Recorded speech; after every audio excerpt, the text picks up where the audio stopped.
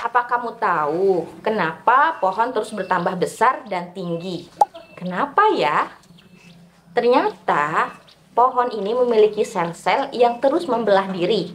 Sel-sel ini akan berkumpul dan akan memiliki sifat, bentuk, dan fungsi yang sama. Sehingga terjadilah sebuah jaringan.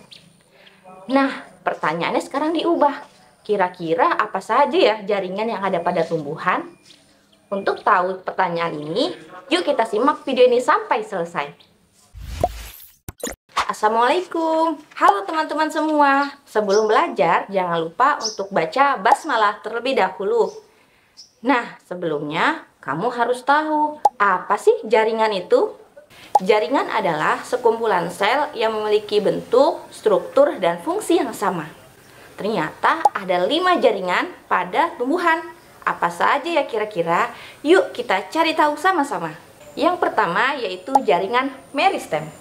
Jaringan ini merupakan jaringan yang sel-selnya aktif membelah diri. Jaringan meristem itu berada pada ujung akar dan pada ujung batang.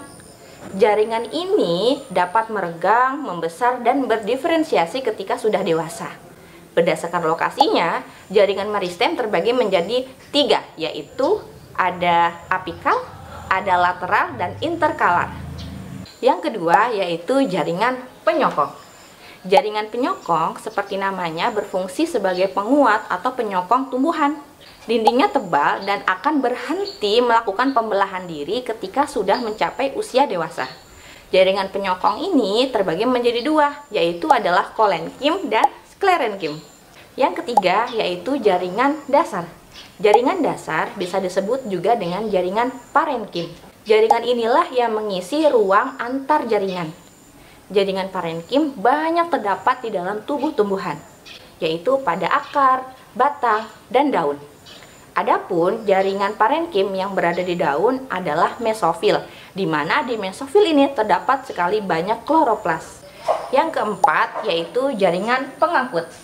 Jaringan pengangkut ini merupakan jaringan yang berfungsi memproses pengangkutan zat-zat di dalam tubuh tumbuhan.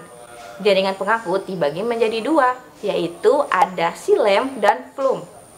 Apa ya keduanya itu? Nah, xilem ini adalah pembuluh yang berfungsi untuk mengangkut air dan mineral dari akar ke daun. Sedangkan flum adalah pembuluh yang mengangkut hasil fotosintesis dari daun ke seluruh tubuh tumbuhan. Yang kelima yaitu jaringan pelindung. Jaringan pelindung ini disebut juga dengan jaringan epidermis. Berada di lapisan terluar dan berfungsi untuk menjaga permukaan tumbuhan.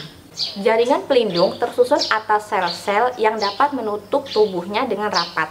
Nggak cuma itu, ternyata jaringan epidermis ini dapat mencegah penguapan yang berlebihan dengan cara menutup badannya dengan menghasilkan zat lilin anti air atau kutikula.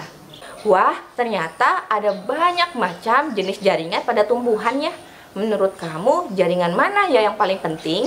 Silahkan tulis di kolom komentar. Nah, untuk menambah pengetahuan kamu, silahkan kerjakan kuis dari video ini. Terima kasih sudah belajar bersamaku di video ini. Sampai ketemu di video selanjutnya.